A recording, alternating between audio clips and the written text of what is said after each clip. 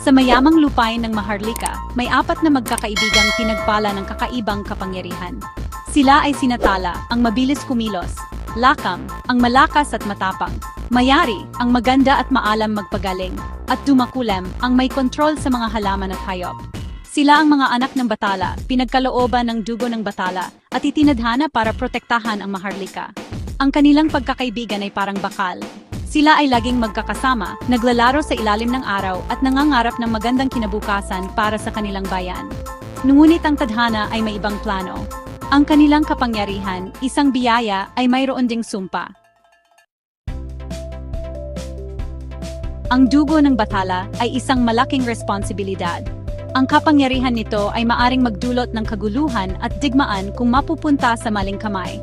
Isang propesya ang nagbabala tungkol sa isang anak ng Bathala na magdadala ng kadiliman sa Maharlika. Ang anak na ito, na tinatawag na Aninong Itim, ay maghahasik ng kasamaan at pagkakahati sa lupain.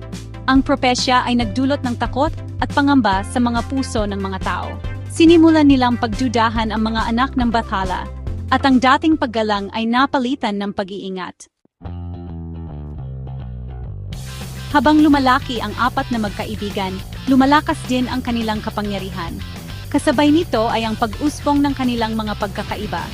Si Tala ay mapagpakumbaba at mahinahon, samantalang si Lakam ay ambisyoso at uhaw sa kapangyarihan.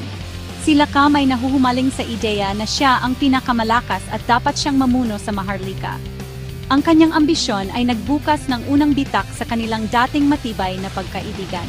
Si Mayari at Dumakulam ay sinubukang pag-ayusin ang kanilang mga kaibigan, ngunit ang lamat ay lalong lumalalim.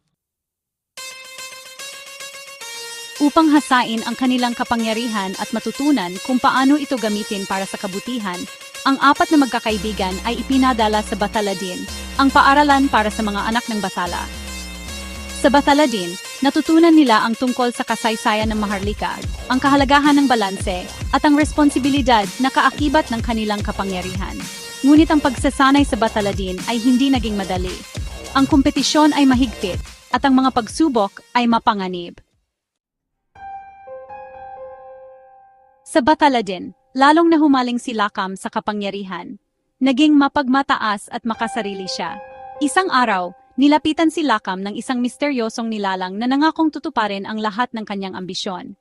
Hindi alam ni Lakam, ang nilalang na ito ay ang Aninong Itim, at unti-unti nitong binabalot ng kadiliman ang puso ng binata. Nang maging ganap na ang kapangyarihan ng Aninong Itim sa pamamagitan ni Lakam, nagdeklara ito ng digmaan laban sa Maharlika. Hinarap ko si Mayari at si Dumakulam, ang aming dating kaibigan. Ngunit, alam mo, hindi namin magawang labanan ang kapangyarihan ng Aninong Itim. Ang digmaan ay nagdulot ng malaking pinsala at pagkawasak sa Maharlika. Ang dating mapayapang lupain ay nabahira ng dugo at takot. Ang huling labanan ay naganap sa Bundok Malaya, ang banal na bundok ng Maharlika. Hinarap ko si Lakam, umaasang magising pa ang kabutihan sa puso ng kaibigan. Sa kainitan ng labanan, nakita ko ang konting liwanag sa mga mata ni Lakam. Isang patunay na hindi pa lubusang nawawala ang aking kaibigan. Sa isang iglap ng sakripisyo, hinarang ni Lakam ang isang nakamamatay na atake na dapat ay para sa akin. Ang liwanag sa kanyang mga mata ay muling sumilay, at sa huling sandali, itinaboy niya ang Aninong Itim pabalik sa kadiliman.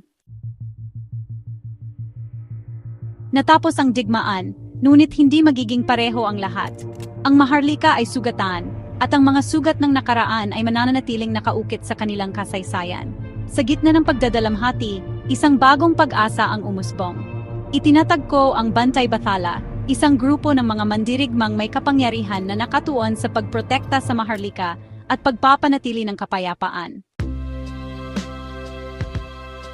Ang kwento ng 4 na magkakaibigan ay nagpapaalala sa atin na ang tunay na kapangyarihan ay hindi nasusukat sa lakas o abilidad.